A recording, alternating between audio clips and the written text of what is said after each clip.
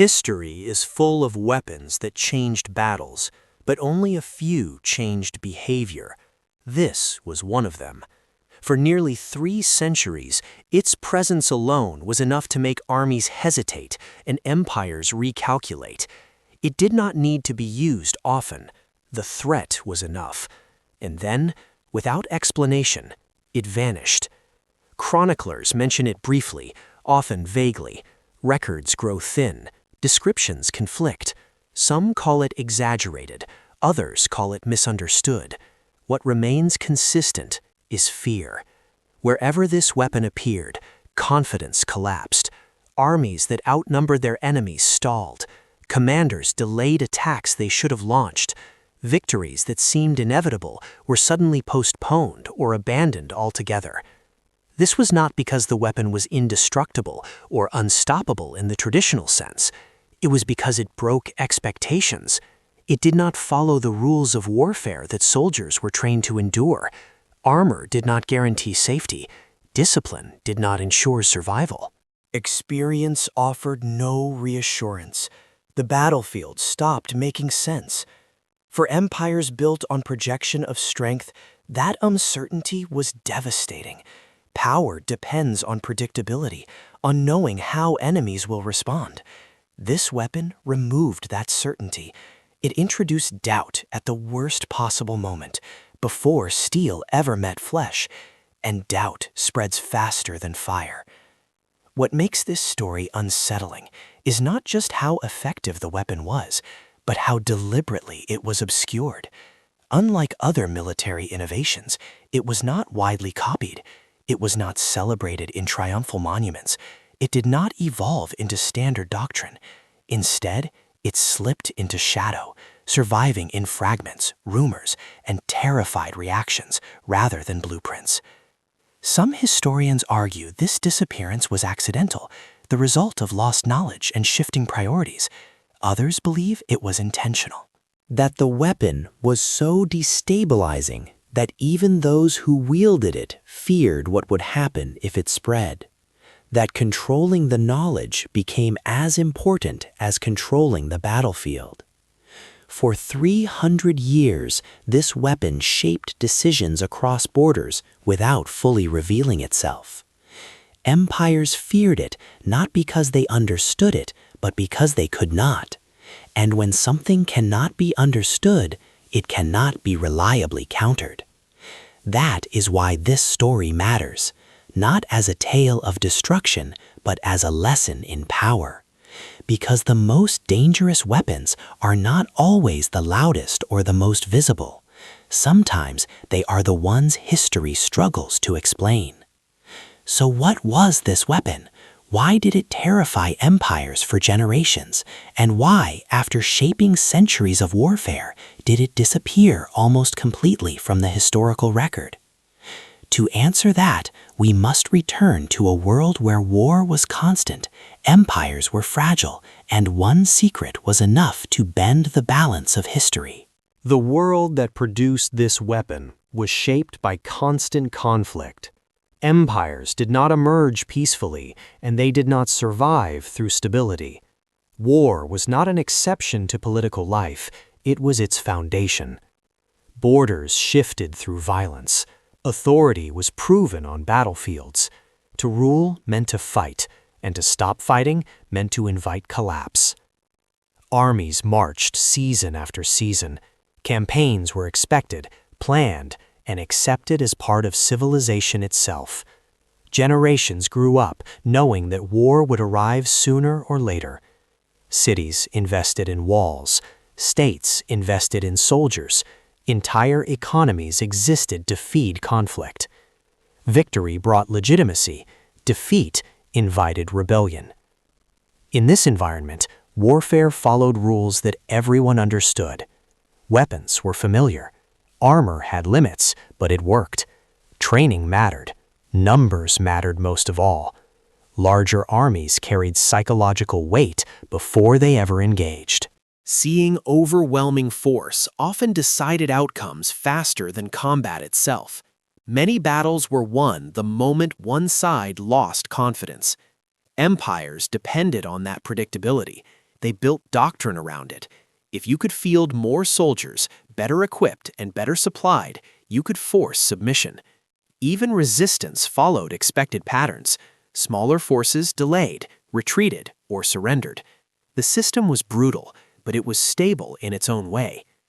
This is what made technological advantage so dangerous. Not gradual improvement, but disruption. Most innovations made warfare more efficient without changing its logic. Stronger steel, better formations, faster movement. These refinements rewarded the same powers already dominant. But occasionally, something appeared that did not fit, something that ignored established expectations. When that happened, it did not just change battles, it rewrote assumptions. A single edge could neutralize size, experience, and tradition all at once.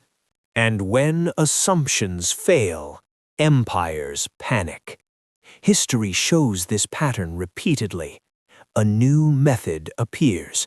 Those who encounter it first suffer catastrophic losses. Those who adapt survive. But adaptation requires understanding, and understanding takes time. Time is something empires under threat rarely have. This age was especially vulnerable to disruption because it was already stretched thin. Multiple powers competed simultaneously. Resources were finite, alliances fragile. A sudden imbalance could cascade outward, toppling systems that appeared solid only weeks earlier. That is why fear mattered so much. Empires were not afraid of defeat alone. They were afraid of uncertainty. A known enemy could be managed, an unknown one could not. When commanders could not predict outcomes, aggression slowed, decision-making fractured, momentum stalled. Into this world came a weapon that did not simply kill, it unsettled. It challenged the basic agreement of warfare itself. That if you were strong enough, prepared enough, numerous enough, you would prevail. This weapon suggested otherwise. It did not arrive in a vacuum. It emerged in an age primed for collapse, where power was absolute until it suddenly wasn't. And because war was constant, its effects echoed quickly and widely. To understand why empires feared this weapon for centuries, we must first understand how deeply they depended on the rules it broke. Only then does its impact become clear, and only then does its mystery begin to take shape. At first, the weapon did not announce itself with devastation. It arrived as rumor. Soldiers returning from the frontier spoke of battles that ended too quickly, of moments where formations broke without clear reason. They struggled to describe what they had seen. Their accounts were inconsistent, fragmented, and often dismissed as exaggeration born of fear. But the stories kept coming. Different regions, different armies, the same unease. Commanders began to notice a pattern, not in casualties, but in behavior. Forces that should have advanced hesitated. Units that outnumbered their enemies delayed engagement. Victories were abandoned without pursuit. Something was interfering long before steel met steel. As rumors spread, details became distorted. Some claimed the weapon burned without flame. Others said it pierced armor as if it were cloth. There were whispers that it could not be seen until it was too late, or that it made the battlefield itself hostile. No two descriptions matched, which only deepened the fear. If no one could agree on what it was, no one knew how to prepare for it. Panic traveled faster than truth. Merchants repeated stories in taverns. Envoys carried warnings between courts. Even exaggeration served a purpose. Fear magnified the weapon's reach far beyond its actual use. Entire campaigns were altered based on second-hand accounts. Battles were avoided, not because of confirmed losses, but because of possibility. Logic began to fail under that pressure. Experienced generals found themselves doubting calculations that had guided them for decades. Training manuals offered no guidance against something undefined. Armorers could not reinforce against uncertainty. Confidence eroded quietly, replaced by hesitation. What made these whispers dangerous was how they spread psychologically. Soldiers entered battle already expecting terror. Morale cracked before engagement. Once fear took root, even minor setbacks confirmed the worst assumptions. The weapon did not need to destroy armies to defeat them. It needed only to be believed. This blurred the line between myth and reality. Some historians later argued the weapon's reputation exceeded its actual effectiveness. Others countered that reputation was the effectiveness. In warfare, belief shapes outcomes as much as force. If an army expects collapse, it often creates it. Empires attempted to suppress the rumors. Official reports minimized losses. Commanders were instructed to frame defeats as accidents or miscalculations. But secrecy only fueled speculation. Silence became evidence. The absence of clarity made the threat feel larger, not smaller. Over time, the whispers hardened into legend. The weapon acquired names, symbols, and associations that shifted with culture and language. It became a presence rather than an object, something that haunted strategy rooms and battlefield planning alike. And yet, beneath the exaggeration, there was truth. The fear was not baseless. Something real was happening, something that challenged expectations deeply enough to fracture confidence across borders. That is what made this weapon extraordinary. It lived simultaneously as fact and myth, as technology and terror. And until its nature could be understood, empires were forced to fight not just an enemy, but their own uncertainty. The question was no longer whether the weapon existed, but whether anyone truly understood it at all. What truly separated this weapon from everything that came before it was not raw destruction, but disruption. It did not behave the way weapons were supposed to behave. It ignored assumptions that soldiers relied on to survive, and when those assumptions failed, fear filled the gap. Traditional warfare followed an understood logic. Armor protected flesh. Distance provided safety. Training created predictability. Even death had patterns. This weapon broke that contract. It introduced effects that could not be reliably anticipated, countered, or endured through discipline alone. Soldiers faced outcomes that felt detached from cause and effect. What made it especially terrifying was inconsistency.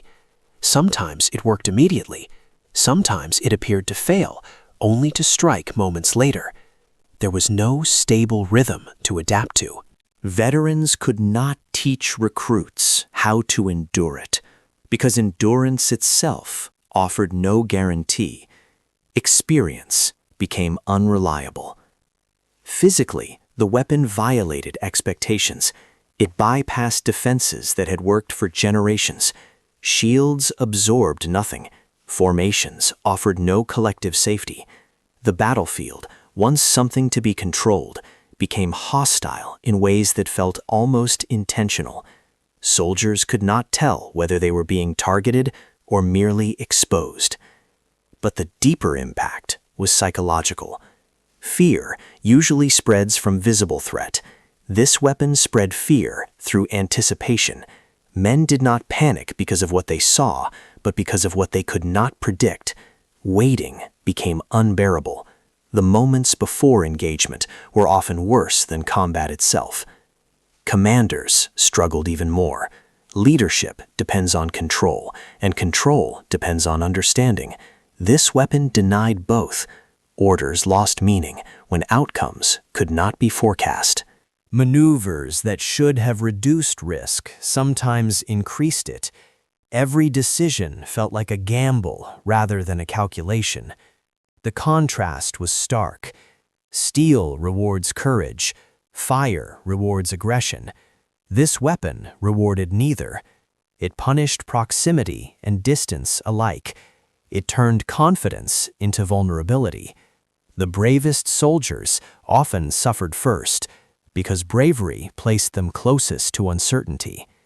This is why armies broke without fully engaging. Discipline relies on belief that effort matters. Once soldiers believed effort could not save them, cohesion collapsed. Units dissolved not from casualties, but from paralysis. Men froze, fled, or refused orders, not out of cowardice, but confusion. Importantly, the weapon did not need constant use to remain effective. Its reputation did the work. Empires feared deploying armies into conditions they could not control. The mere possibility of exposure forced hesitation. Campaigns were delayed. Sieges abandoned. Strategic initiatives slipped away before battles began. Those who wielded the weapon understood this advantage.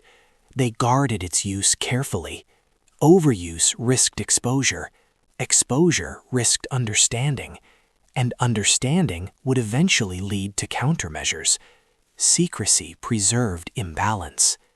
This restraint fed myth. Outsiders never saw enough to fully explain what happened. Fragments of evidence circulated without context. Each encounter added confusion rather than clarity. The weapon became less a tool and more a phenomenon. That is why it endured so long. Not because it could not be stopped, but because it could not be understood quickly enough. Empires can adapt to strength. They struggle to adapt to uncertainty. This weapon thrived in that gap, between knowledge and ignorance, between expectation and reality. It was not the deadliest tool ever created, but it was among the most destabilizing. And destabilization, in an age built on control, was enough to terrify empires for centuries. The true measure of this weapon's power was not found in ruins, but in hesitation. Empires did not always fall to it in open battle. Many fell back before the first engagement ever began. The decision to retreat was often made in command tents, far from the battlefield, where fear had time to think. Historical records reveal moments that puzzled later generations. Armies with clear numerical superiority halted their advance without explanation. Sieges were lifted despite favorable conditions. Campaigns were postponed season after season until momentum was lost entirely. Official reports cited weather, supply issues, or strategic reconsideration. Unofficial accounts told a different story. Commanders who had faced the weapon once rarely wished to face it again. Even limited exposure was enough to alter judgment. They described battles that felt fundamentally wrong, where familiar advantages evaporated and confidence collapsed without visible cause. These men were not inexperienced. They were veterans of countless wars. Their fear carried weight. In several cases, entire imperial strategies were rewritten around avoidance. Routes were altered to bypass regions associated with the weapon. Allies were abandoned rather than risk joint exposure. Borders were left undefended if defending them meant confronting the unknown. Power withdrew, not because it was defeated, but because it no longer trusted itself. This is where psychology overtook force. Soldiers fight best when they believe in survival. Once belief fractures, discipline follows. The weapon attacked that belief directly. Even when it was not present, its reputation lingered. Armies entered campaigns already expecting loss. An expectation shaped outcome. One empire recorded a striking admission after a failed advance. The army had not been destroyed. Casualties were limited. Supplies remained sufficient. Yet the campaign was abandoned because morale could not be restored. Soldiers refused to advance into territory rumored to be affected. Officers could not compel confidence back into existence. Another account describes a decisive moment where victory was within reach. The enemy line wavered. Numbers favored the attackers. Then hesitation spread. Orders slowed. No one wanted to push forward first. The battle dissolved without a clear conclusion, leaving observers stunned. The empire never attempted the campaign again. These retreats were often misinterpreted by rivals as weakness or decline. In reality, they were defensive adaptations to uncertainty. Empires protect themselves by avoiding situations they cannot control. This weapon removed control so completely that avoidance became rational. What makes these moments remarkable is how little destruction accompanied them. Cities were not always burned. Armies were not always annihilated. And yet the strategic outcome was decisive. Territory remained unconquered. Influence receded. Power shifted quietly. This reveals an uncomfortable truth about warfare. Victory is not always seized. Sometimes it is granted by fear. When an enemy believes engagement guarantees loss, destruction becomes unnecessary. The weapon exploited that truth relentlessly. Over time, this pattern repeated.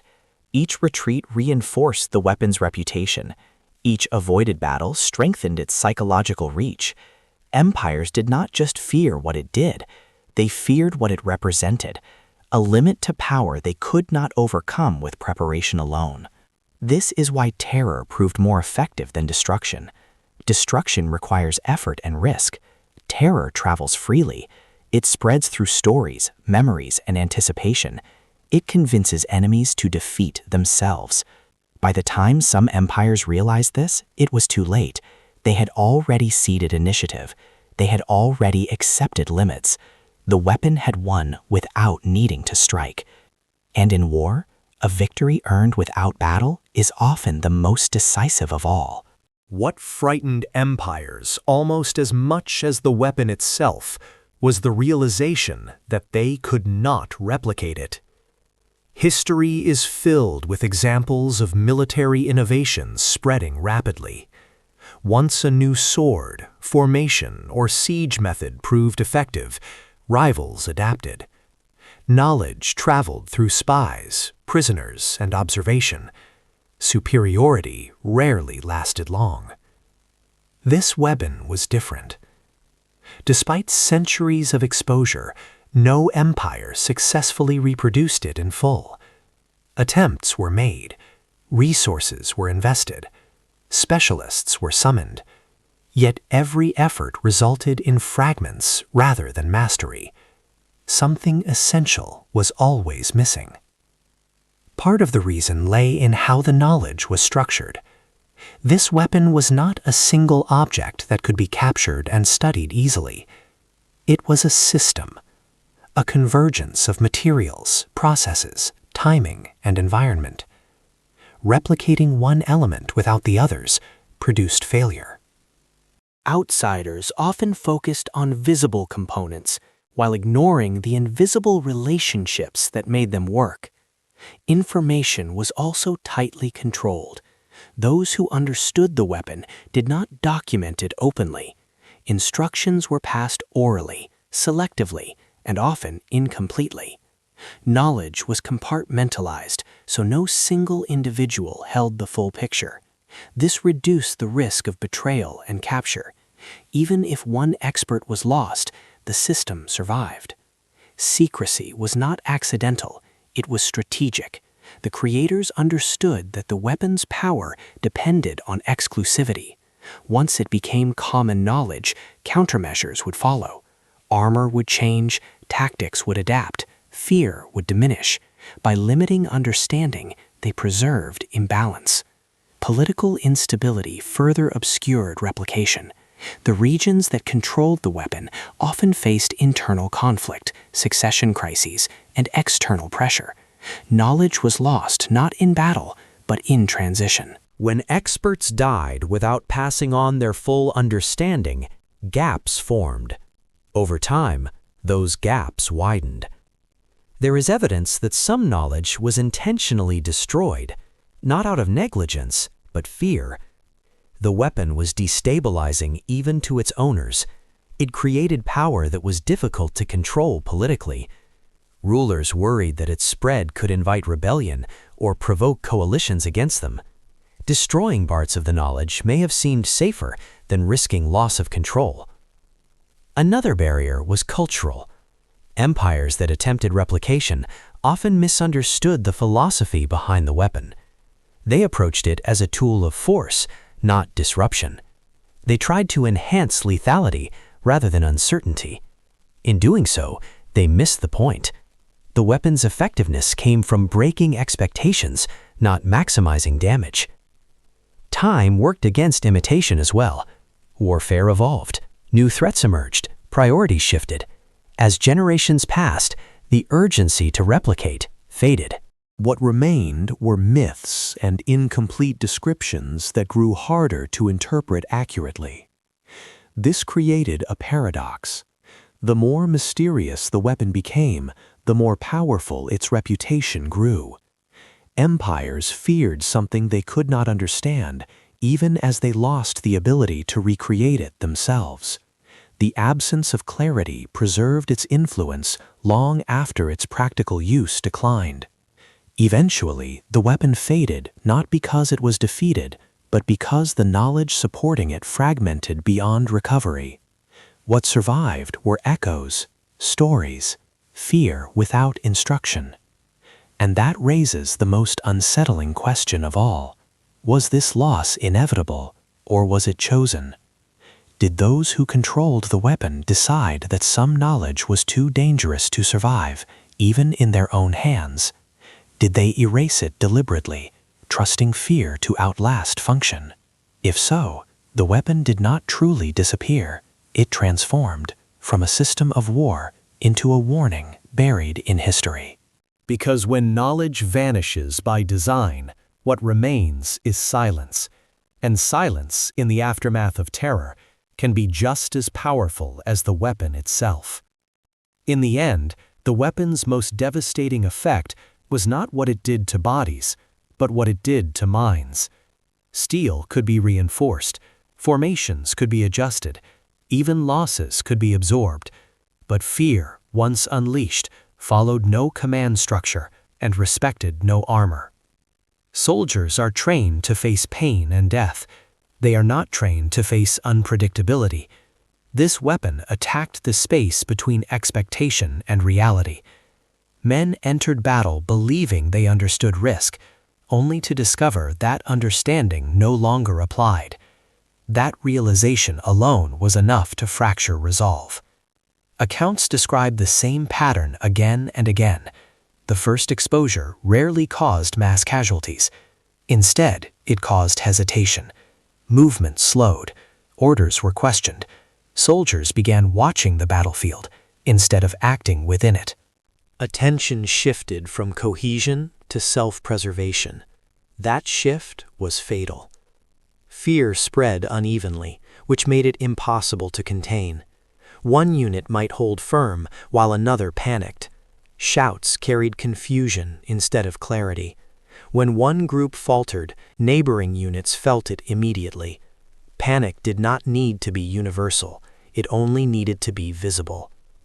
Armor became meaningless in this environment. Protection offers comfort when danger is understood. When danger feels arbitrary, armor becomes psychological weight rather than reassurance. Soldiers reported feeling exposed even when fully equipped. Shields felt insufficient. Distance felt unsafe. Proximity felt worse. Morale collapsed long before formations did.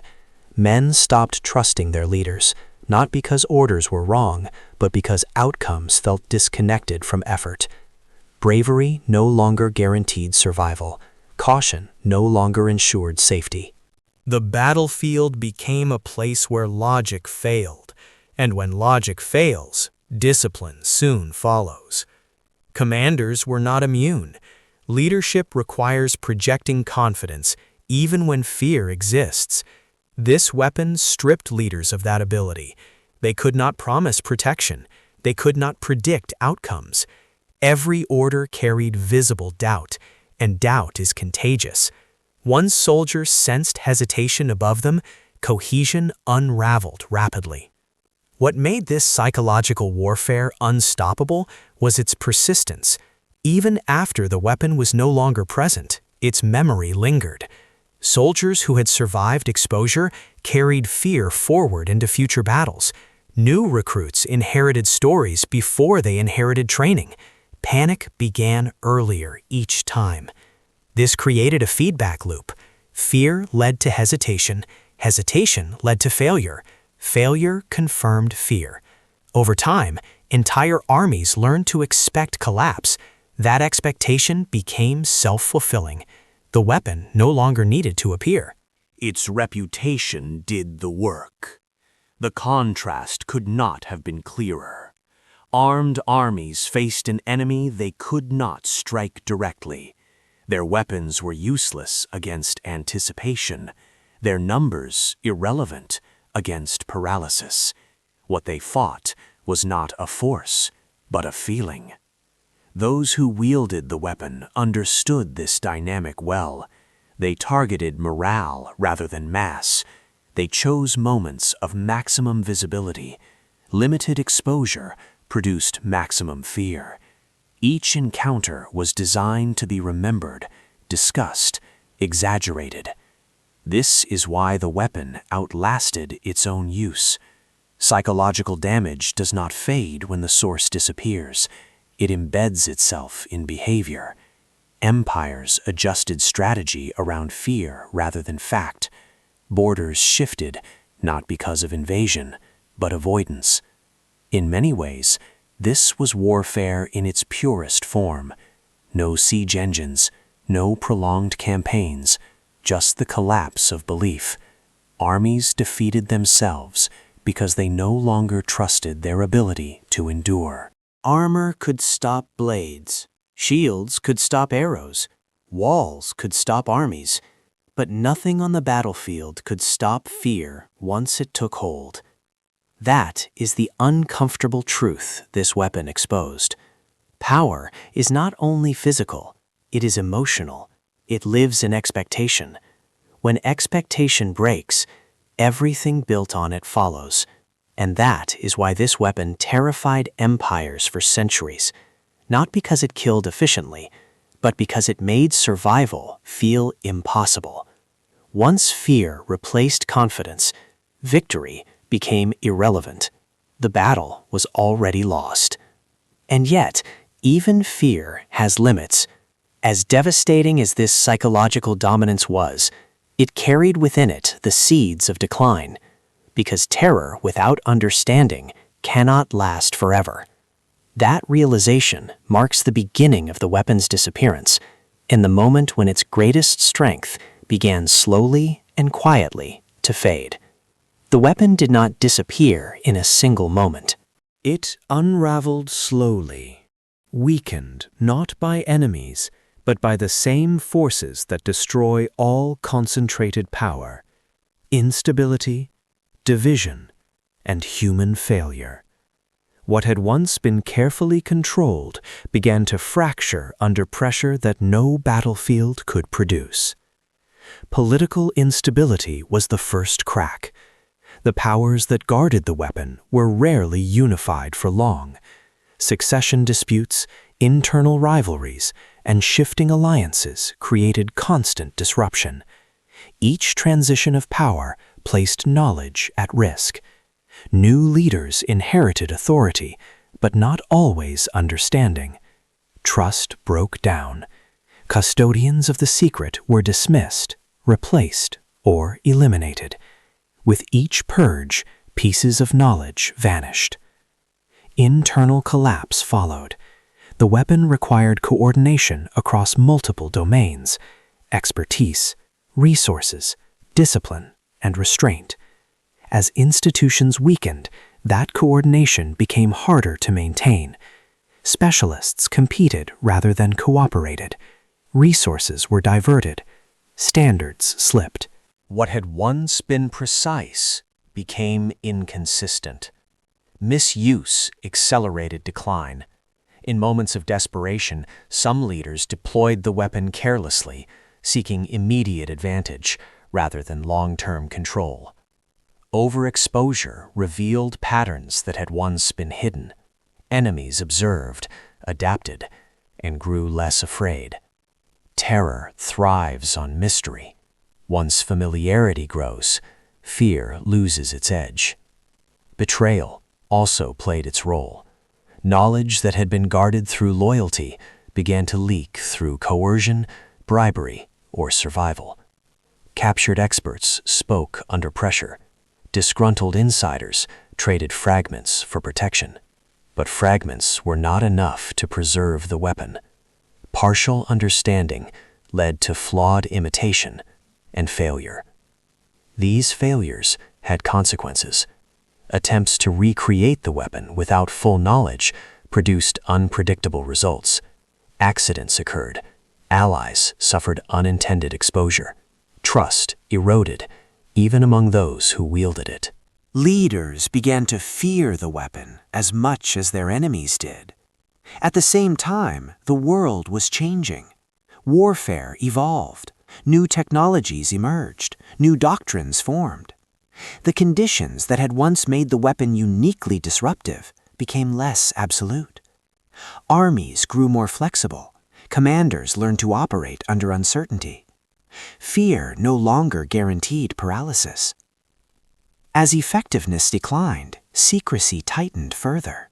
Instead of adaptation, concealment became the priority. Knowledge was buried deeper, restricted to fewer hands. That decision proved fatal. When custodians died or defected, nothing replaced them. The system could not regenerate itself. The weapon's greatest strength became its weakness. Exclusivity prevented resilience. There were no manuals, no institutions designed to preserve knowledge across generations. When continuity broke, recovery became impossible. Eventually, what remained was no longer a weapon, but a memory. Stories outpaced reality. Fear persisted longer than function. Empires still hesitated, but less consistently. Skepticism crept in. Where once rumor stopped armies, now it provoked debate. This transition was subtle but decisive. The weapon did not fail catastrophically. It faded as confidence in it faded. Each failed use, each exposed limitation, chipped away at its aura. Terror requires certainty of effect. Once doubt enters, power diminishes rapidly. By the time historians began asking why the weapon no longer appeared, the answer was already embedded in silence. The knowledge had fragmented beyond repair. What survived were echoes stripped of instruction. This is how the most powerful tools often end, not through conquest, but through neglect and fear of their own consequences. Those who once controlled the weapon chose containment over continuity, believing secrecy safer than survival. They were wrong, because when knowledge is reduced to whispers, it cannot be defended. And when power depends entirely on mystery, the moment mystery fades, so does the power itself. The weapon that terrified empires for centuries did not fall to an enemy. It collapsed inward, undone by instability, misuse, and the quiet erosion of understanding. And once that erosion passed a certain point, the secret could no longer sustain itself. What followed was not disappearance, but transformation. From reality into legend, from control into caution, and from dominance into history. As centuries passed, the weapon slipped from lived experience into interpretation, and interpretation reshaped it. What had once been a complex system of control, secrecy, and psychological dominance became simplified into extremes. Either it was exaggerated into legend or dismissed as fantasy. Both distortions missed the truth. One common myth is that the weapon was unstoppable, a force that guaranteed victory every time it appeared. History does not support this. The weapon did not win wars on its own. It created advantage, not certainty. It worked best within specific conditions: secrecy, discipline, and restraint. When those conditions weakened, so did its effectiveness. Another myth frames the weapon as purely destructive, a tool designed only to kill in unprecedented ways.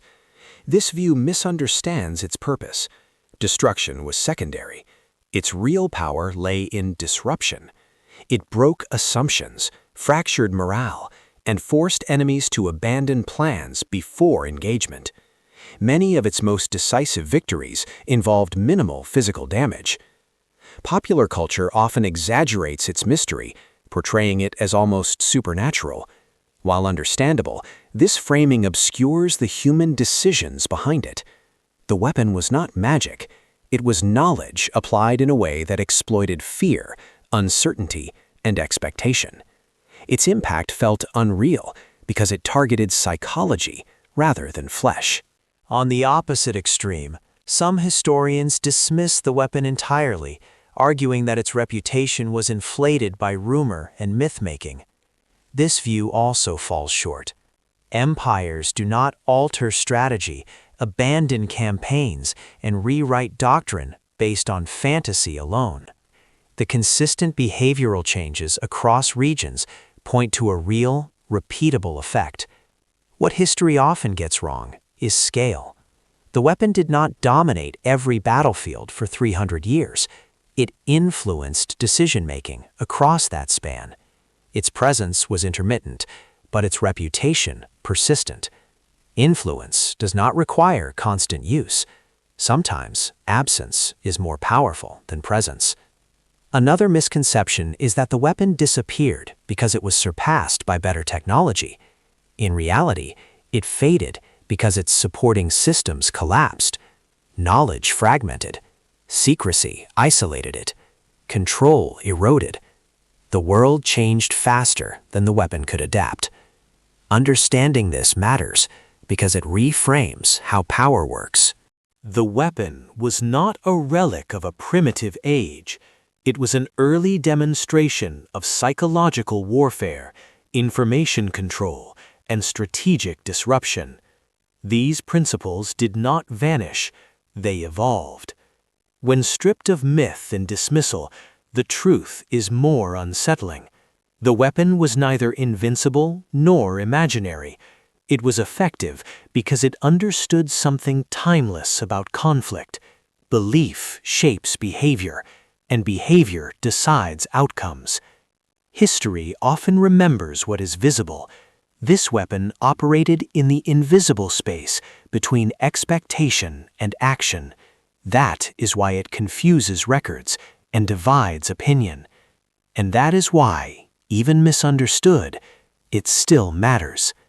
The weapon's greatest legacy is not measured in territory gained or enemies destroyed, but in the questions it left behind.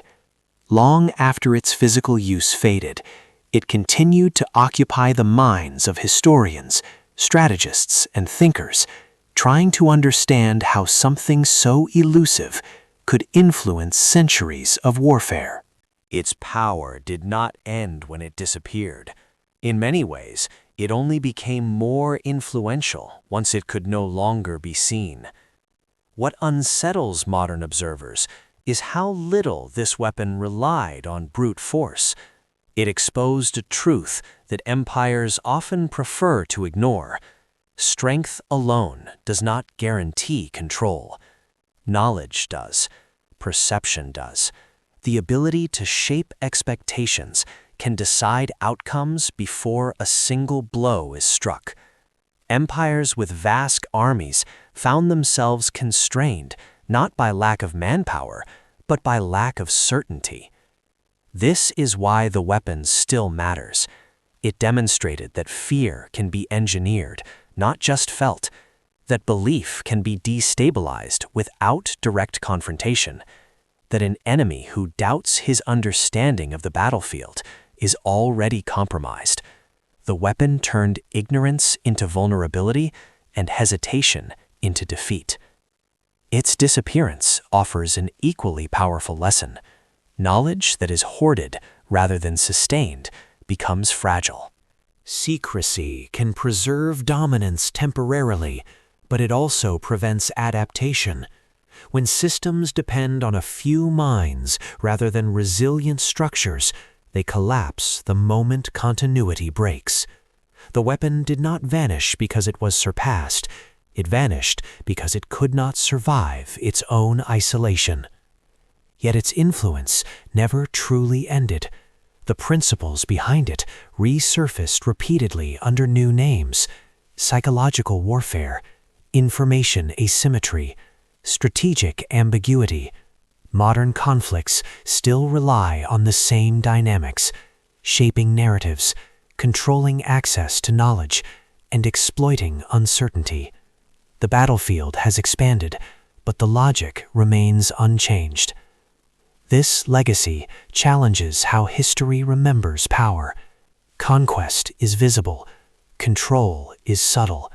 The most decisive victories often leave the fewest ruins.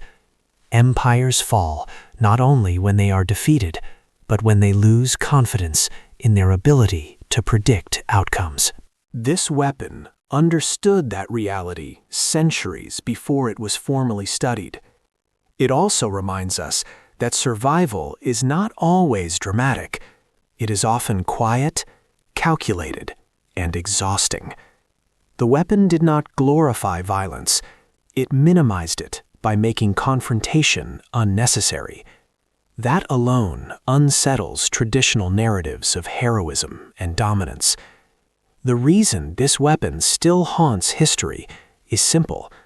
It proved that the rules of conflict are never fixed, that certainty is more fragile than strength, and that control, once lost, is harder to regain than territory.